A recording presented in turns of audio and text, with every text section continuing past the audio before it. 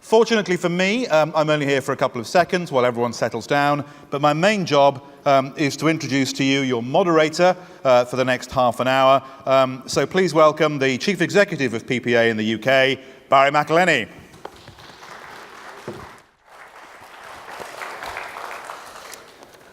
Good afternoon, everyone. Welcome to this after-lunch final day session of the FIPP Congress, otherwise known as the graveyard shift. So let's make sure we stay awake, try and get some energy into the room, stay focused on the task ahead. There will be plenty of time for questions from the floor as we go, so please do start to formulate some questions for our panel. Tweets, you know the hashtag FIPP Congress, so keep the tweets coming, keep trending. And I will make sure that your questions, when you put your hand up and introduce yourself and your company, are put to our panel. What a panel we have, a truly stellar global lineup, whom I have the great pleasure of introducing to you now.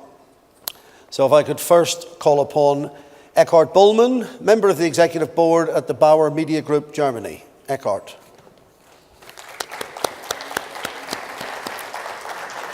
Just two along, Eckhard, wherever you'd like. Next up we have Rob Novick, Senior Vice President of International Business Development and Partnerships at Rodale, USA.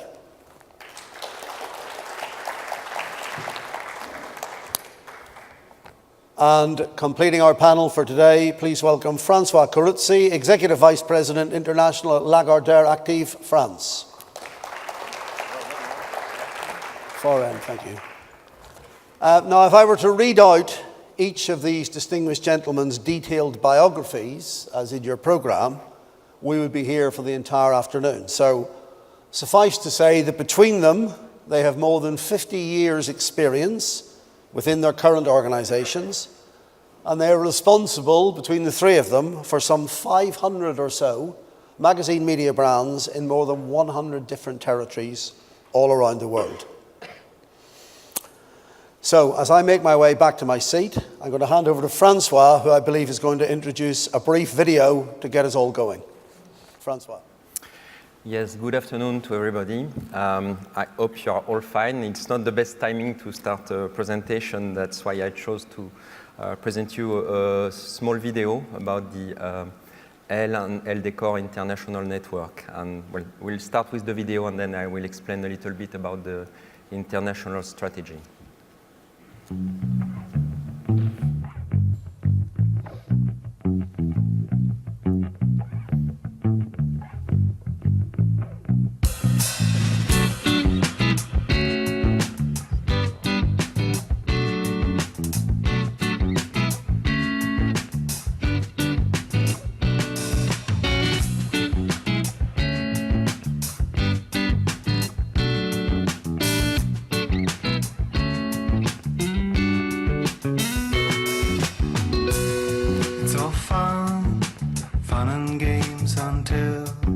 Somebody sees but they should not see, and the innocence is killed. Not written, certainly not shown, but eventually what's meant to be covered up gets known.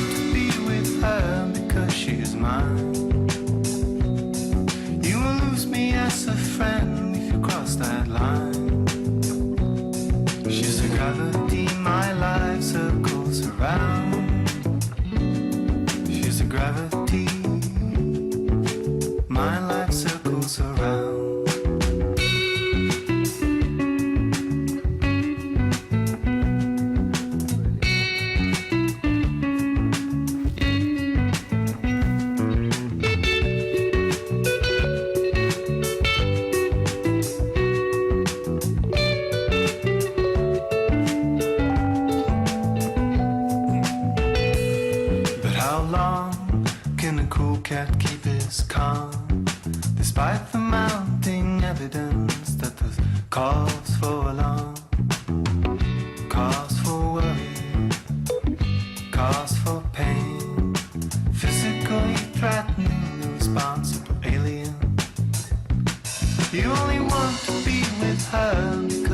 is mine. You're wrong. You lose me as a friend if you cross that line. So long. She's the gravity my life circles around. Move on. She's the gravity. So as that video was playing, the room is filled up. So we're here to talk about international brands and the complexities of rolling those brands out into multi-territories across multiple platforms. So Francois, just following on from that video, can you just give us an introduction about the strategy behind the global development of the Lagardère titles, specifically the L brand? Okay, no problem. The French L was launched in 1945, so a long time ago. We started to internationalize the brand in 1985 with the launch of L USA and L UK. And over the last 25 years or a little more, we have launched 44 L international editions. We just launched 2 days ago with our friends of Bauer and Hearst L in Australia, which happens to be a very good advertising success. We'll see what happens in the kiosk, Eckhart, but I'm sure it will be a very good success. The magazine looks good, at least. We made a big change 2 years ago in the Lagardère group. We sold our international joint ventures and subsidiaries to Hearst Group. The launch we made before from 1985 to 2011 was either with subsidiaries, joint venture, and licenses. And 2 years ago, we decided to focus only on licenses internationally, and we sold all the subsidiaries, but kept the property of the brand L and L Décoration and Psychologie and all our other brands. Today, we have lots of international partners. We have one big partner, it's Hearst Magazine, in 17 countries. And we have 18 other partners around the world in 25 countries. And some of them are very big companies, like our friends of Bauer, like Burda, like Haller, like Sanoma, Ringier, and other very experimented companies. So that's a strategy, if you like, that is now a few titles across lots of territories. Eckhart Bauer of an awful lot of titles across a lot of territories. Is it a slightly different approach for Bauer, or what is the Bauer approach? Yes, it is a different approach. Bauer is family-owned, as I think it's known, since 1875. And when we started to get international, it was about the same time, in 1983. The decision was Germany is too small and the market is too crowded. So we have to do something if we want to grow, and we had to grow. And therefore we started to go abroad with our own titles, but and I think this is a main difference, not with the titles saying this is L and we go in the next market, but taking over the idea of the titles, the concept, and then going into other markets, starting in US and going through France, England. Then when the Iron Curtain came down to the eastern countries, so we set up our own companies there, sometimes joint ventures, and used our concepts mainly in youth titles, in TV guides, and in women's titles, women's weeklies mainly. And this is the way we started. Of course, today we have given also licenses to a lot of partners around the world in 18 countries, mainly coming, I have to admit, from EMAP, from former EMAP, which we bought in 2008, and is part of the Bauer Group today. We are now in 17 countries with joint ventures or our own companies, subsidiaries, and as I said, about 18 countries where we have licenses. And Rob, Rodale is different, slightly different again, because it's, if I'm right, joint ventures on licenses. Right, so we have a combination of both 4 joint ventures in the UK, South Africa, Germany, and Spain, and then the rest are license arrangements around the world. We have 95 editions in 60 countries for prominently 5 brands, so men's health, women's health, prevention, runner's world, and bicycling. And the way we are rolling out throughout the world is we're following the health and wellness trend. So as certain countries get healthier or get more involved with running and cycling and want it to be part of their lifestyle, we sort of follow that trend. We don't force that trend into a market. Okay, well, thank you. One of the main themes of this conference that I've picked up on, this is not that discerning, you may have got it yourselves, is there's a digital revolution going on. And I'm interested in how that has affected how you roll out these brands, because I'm assuming that 20 years ago, you essentially had a magazine and you were looking for a magazine partner. You're now looking, I imagine, for partners for all of these different platforms. So maybe Rob, sticking with you, how has that affected the rollout of what were once magazines and are now magazine media brands? Sure, and so again, with the theme of all our titles being around healthy living, people are living their lifestyle maybe on an app. So I'm a runner and I log in all my miles on an app. We need to be able to work with app companies. We need to work online. Some people want to do training plans online for running. If you look at men's health and women's health, workouts are in video form. People want to work out in their house, or they need a program for their gym. And so Rodale, when we pick a partner, we can't afford to be in a situation where we can lose out to a competitor in space that we weren't an expert in maybe 5 years ago. So we started with the magazine, and to protect the magazine, we need to be in all these areas where health and wellness will be. So we look to our partners that can do the events, that can do online, that can obviously do the magazine, but they need to be everywhere at top class. Francois, has it affected Lagardère in the same way? Yes, of course. We have a long history of stretching the brand L. So we started with magazine, obviously, with L, then L Décor, then L à table, then L Girl, L Men, etc. So that was the magazine part. And obviously, then we developed on a website. We have today 39 websites around the world. Then we launched the iPad application. We have, I think, around 30 tablet applications on the social media, on Facebook, on Twitter, on Pinterest, and whatever. It's important. We also developed the events part of the brand. L Beauty Awards, L Style Awards. We try to do it locally and internationally. We do as well events around culture, like L Concert in France, around women and society. It's called L Active in France, for example.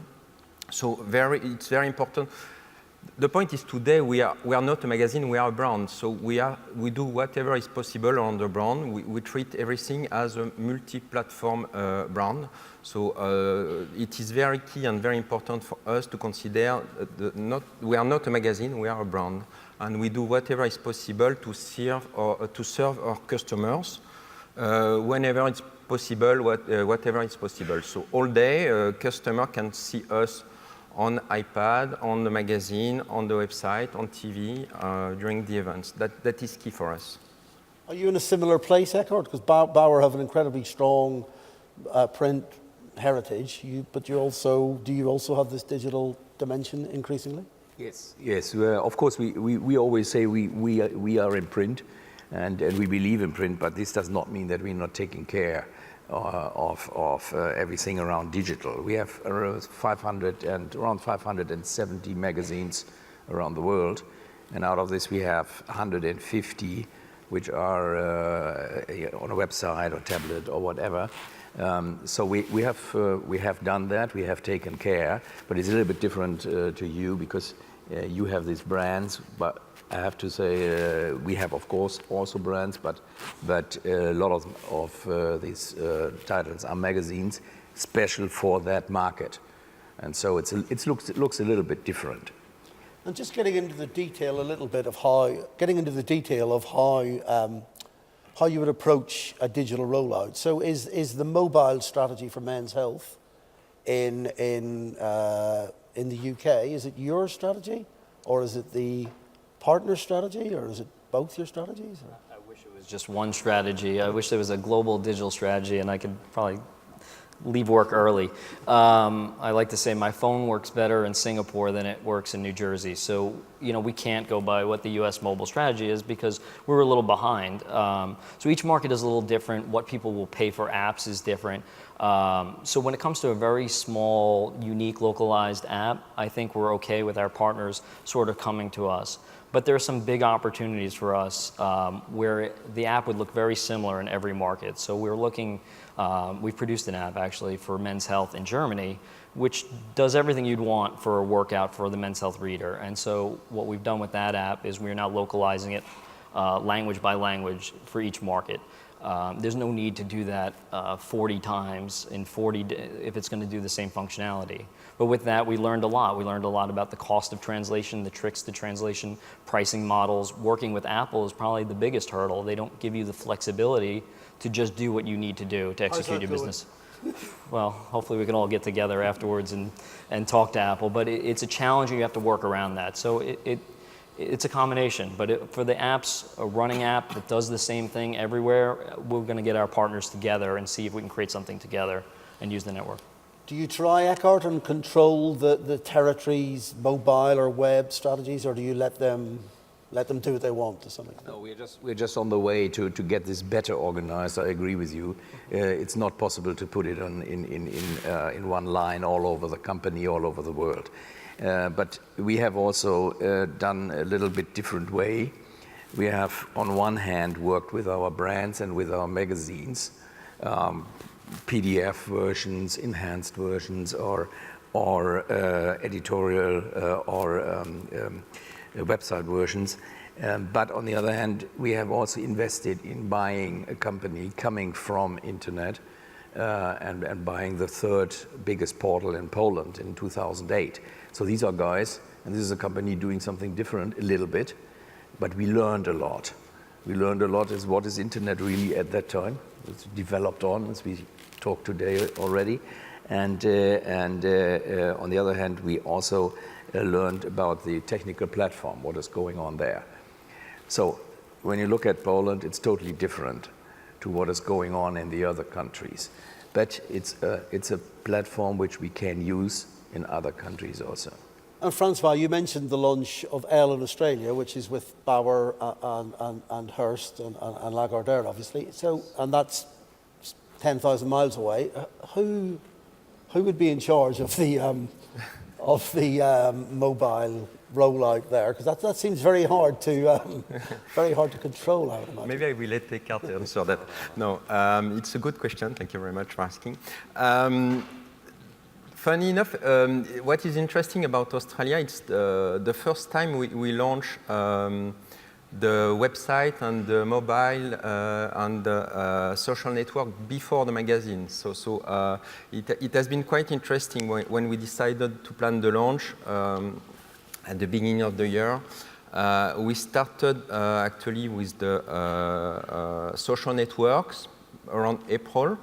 Then we launched the website and the mobile in mid-August, and then the magazine was launched last week. So it's we did that to create the buzz around the brand around the launch of the magazine. So that's pretty interesting. But that does not answer your question. I understand. So how to coordinate? Today our role we are into licensing. So our main focus is on the brand, is on the product. So we make sure that however the brand is on the website, on the mobile site, on the social network, on the magazine, of course, we make sure that the brand is Elle and that it covers all what need to be covered by Elle. And then we are not involved, of course, around for example, what should be the content management system, because this is a Bauer and Hearst issue. But our concern is to make sure that the Elle brand is respected and looks like Elle everywhere in the world. I'm going to come back to that point. Now, this is a unique panel at the Congress with no presentations. so it relies upon audience participation. So I'm going to go to the floor and see if there are any burning questions that anyone would like to ask our distinguished panel. There is one over on this side. If you could just introduce yourself and company, please, and ask the question to the Kevin panel. Hand, PPA London. I'd just like to ask the panel, what is the single thing that keeps you awake at night? What are you worrying about? Secret worries. Say? What is Kevin Hand's question is, what is the one thing that keeps the members of our panel awake at night? That's an open question. I'm going to leave it at that and ask Rob. Okay. So besides red Italian wine, which apparently keeps me awake, there are so many things. But I think the one thing that we really constantly have to think about all the time is the content demands and what we need and rights to these content demands. So 5 years ago, which is not a long time ago, there was a certain amount of content you needed for a partner and a certain amount of rights you knew you had. And then you had a website, and now you have enhancements, and you have apps, and you have Twitter, and you have all sorts of social media that you're supplying either content to or your partners are supplying content to. And some articles are now a mashup of a print article now augmented with some original content. And at the same time, we have partners around the world that have cost constraints or trying to look for more content to fill all these while reducing their costs. So we become mini lawyers, we become interpreting what this new media means, and we spend a lot of time not only with words and pictures, but now you have video. So I would say the demands and making sure that we have top-notch content for our brands across all mediums, and make sure we have the rights for them. Eckhart, do you feel you can share with us what keeps you awake at night? No. I sleep well. To say that, and I will explain why, because we are very happy. We have people business, and I'm very confident that we have good people. I think Bauer is as a family-owned business. We think in long cycles. When we go somewhere, we want to stay there, like we now did with Australia. And I think we have a good platform these days. We are good in print. We are developing in digital. So this is a very good platform. We have radio. We invested there. We have print business, printing business. And so there is a very good platform. What would keep me awake at night is if there would not be a number of good ideas every day, every week, coming from our people. And as long as I have good people, and we have a lot of ideas, I have a long agenda which I can go through and say what we are doing. I'm very happy to say today, I sleep well.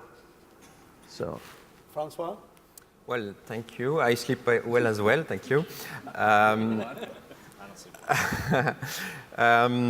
Even though yesterday night I had to fight with a mosquito that kept me awake, by the way, but that's another subject. Well, what is important for us is what is to do next. Where am I going to launch Nextel Decor? So that's a matter of concern because, as you can imagine, we are now in 44 countries, so it's more and more difficult to find new countries, of course.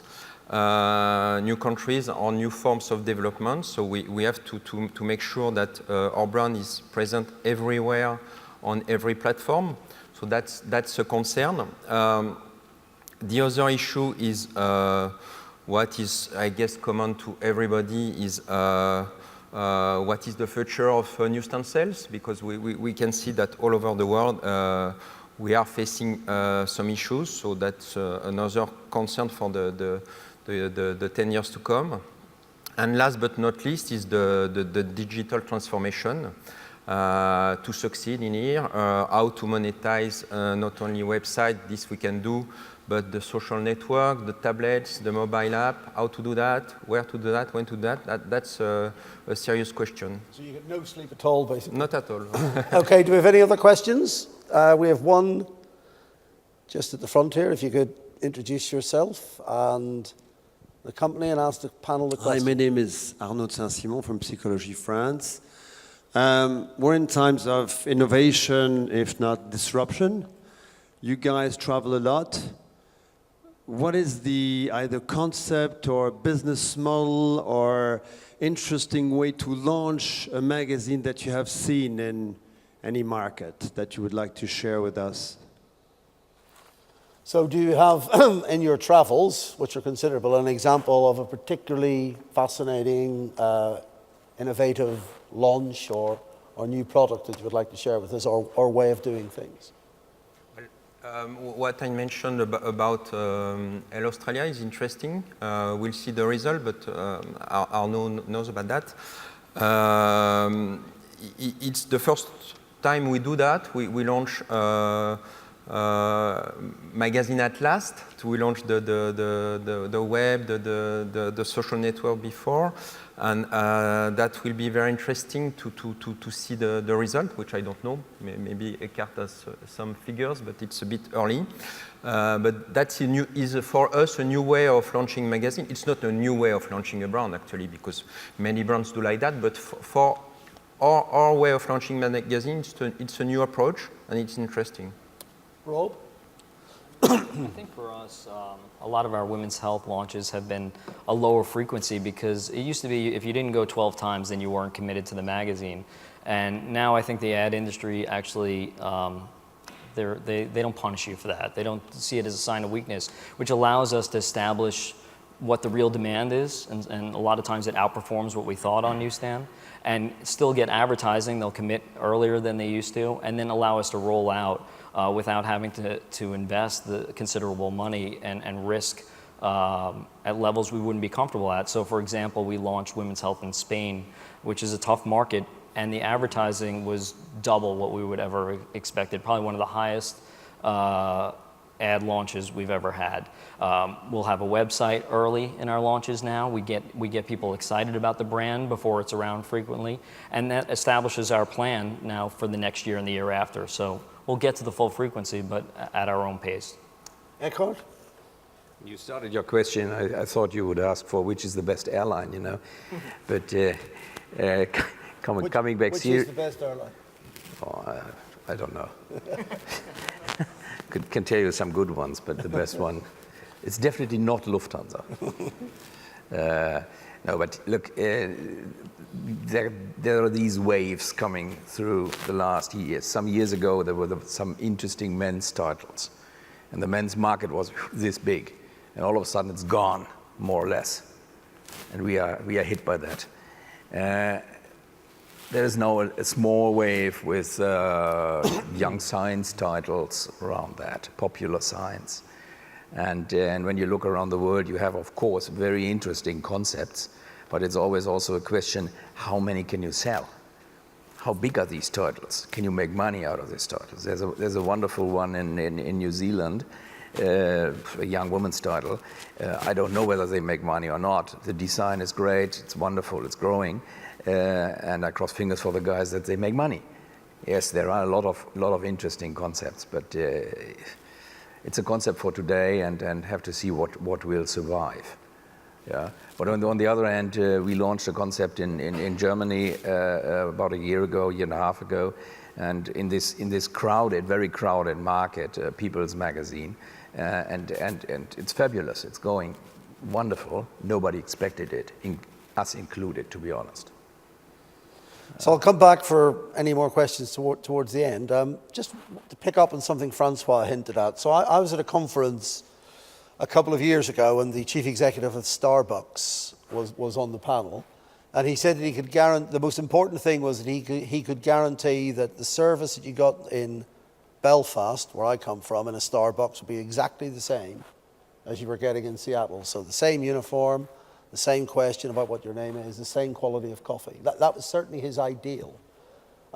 So if you're running a brand like L across all of these territories, how do you begin to ensure that the values, which are presumably amongst the most important thing with any brand, are adhered to thousands of miles away, different time zones, different people?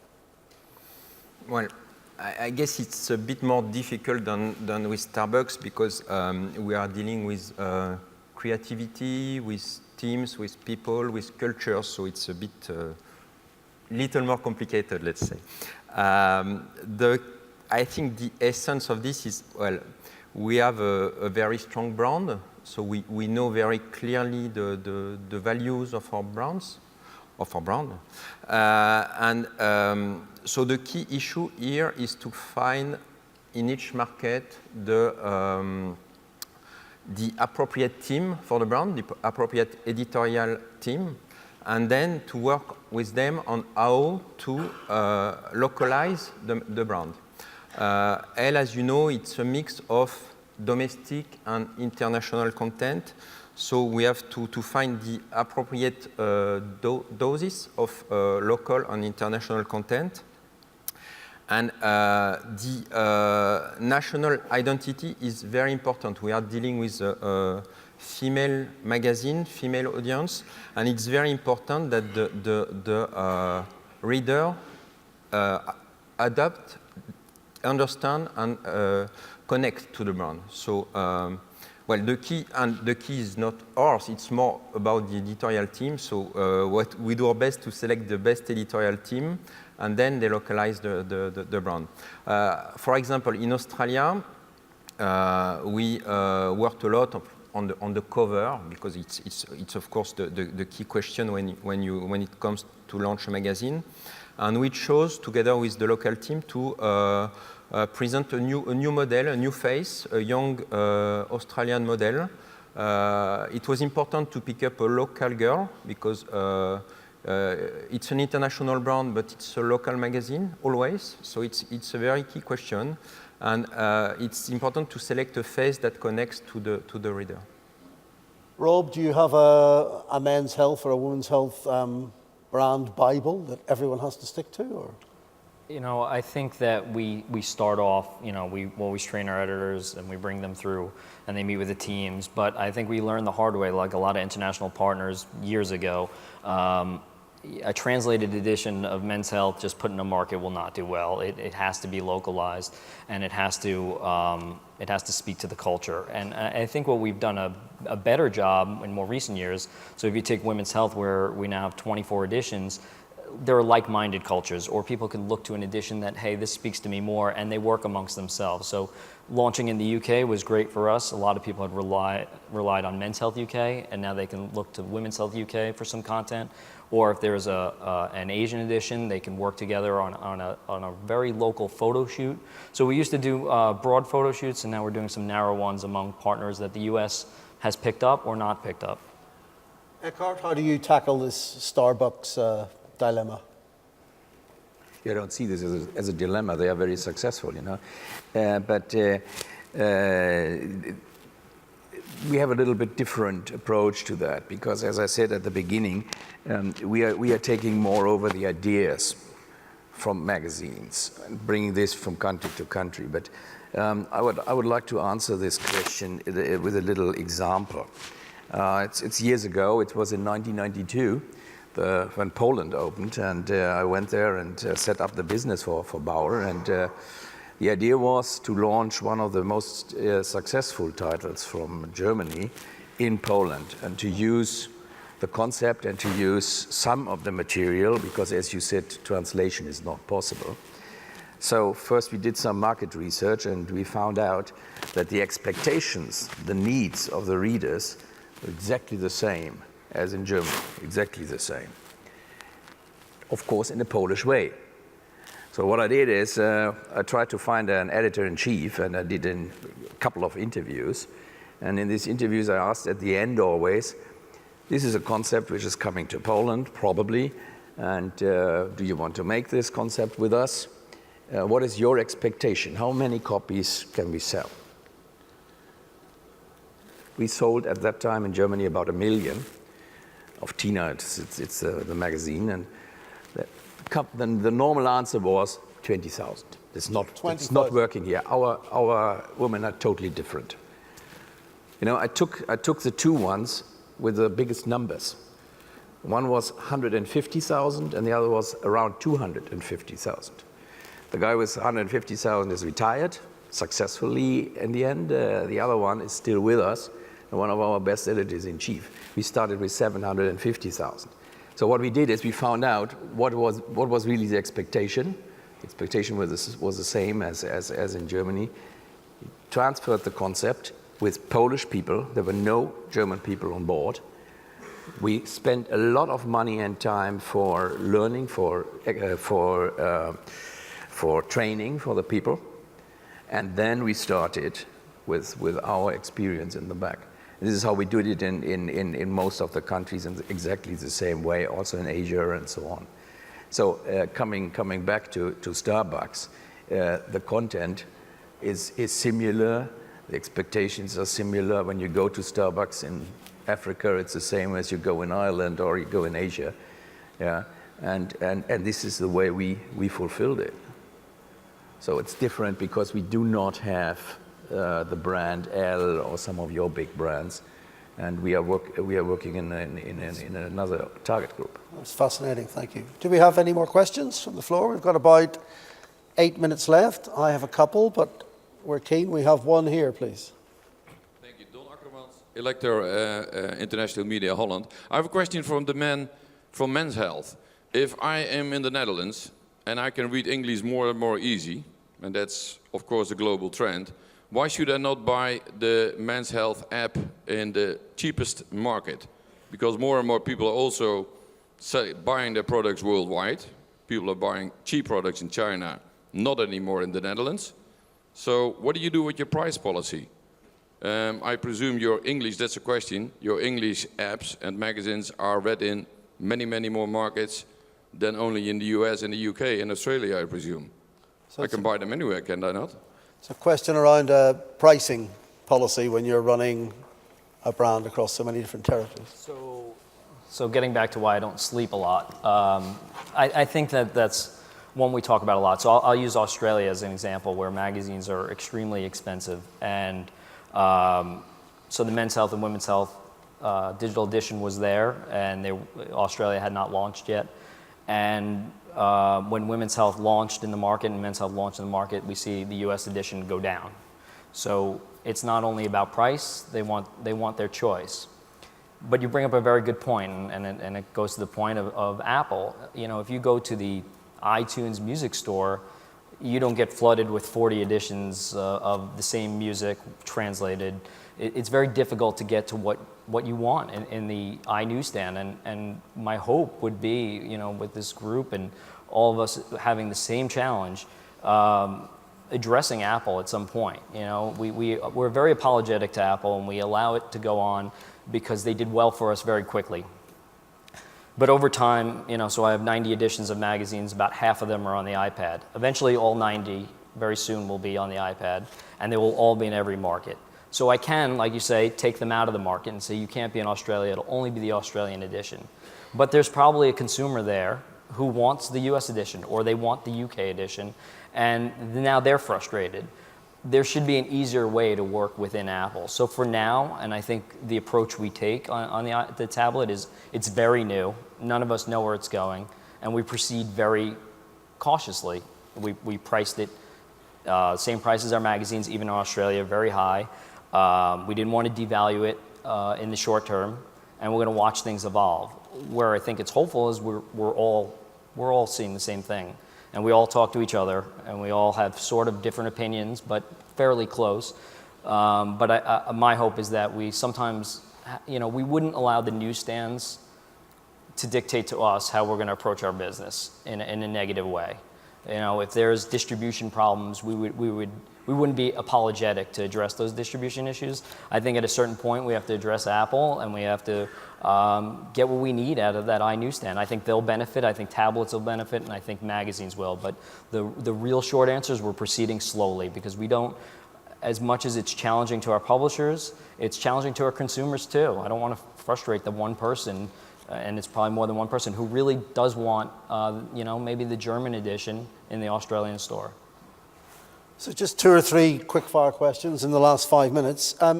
You're in a room here today with either existing partners or potential partners.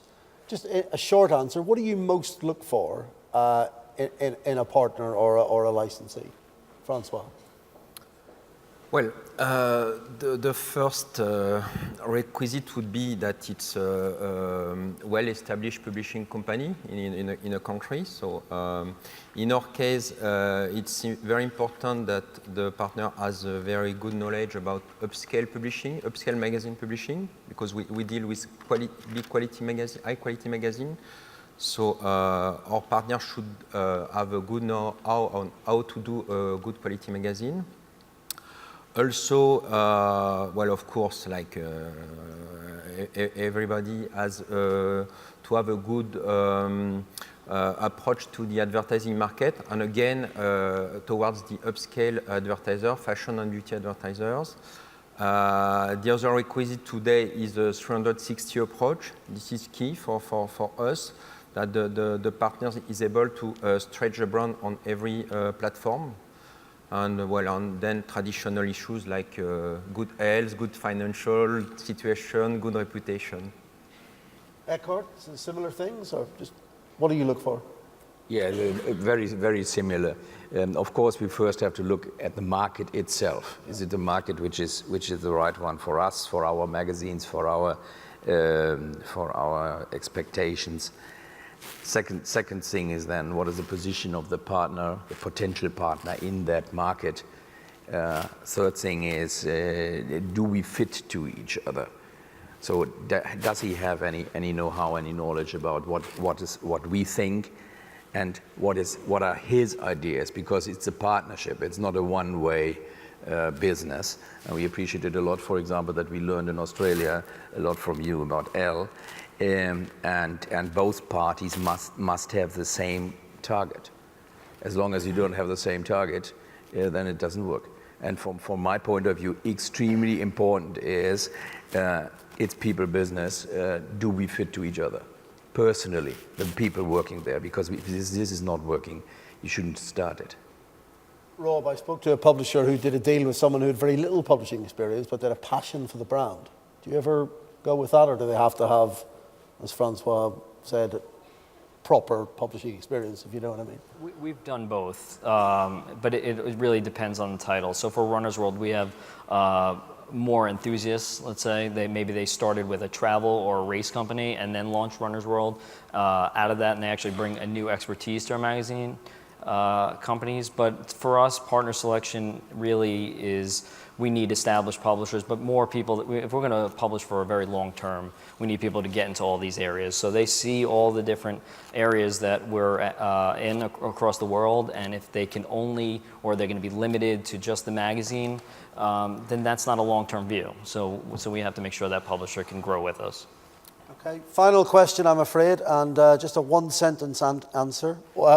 And I'll go this way. Rob, what's the one thing you've heard in the last couple of days that you will take away with you?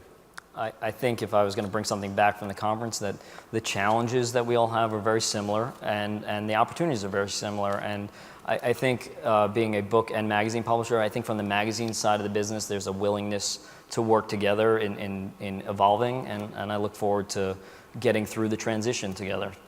Eckhart? Well, a lot of good ideas from the presentations, as well as especially from the talks to the colleagues. Those good things. What I miss is the global key how to make money with digital. I still miss that. So Eckhart's left the most provocative comment until the very end. Francois? Well, I have obviously the same question, like most of us, I guess. What I found very interesting in the last 2 days is the multi-platform approach, and also the way that the model have to evolve towards a multi-platform organization in editorial and advertising. Okay, we appear to be being joined by a lot of people. I'm afraid the show is over, folks, so you must be in for the next one. But please join me in thanking again our panel, Rob, Eckhart and Francois. Thank you. Thank you very much. Thank you, Eckhart. Thank you very much. Thank you, Francois. We just go and give the...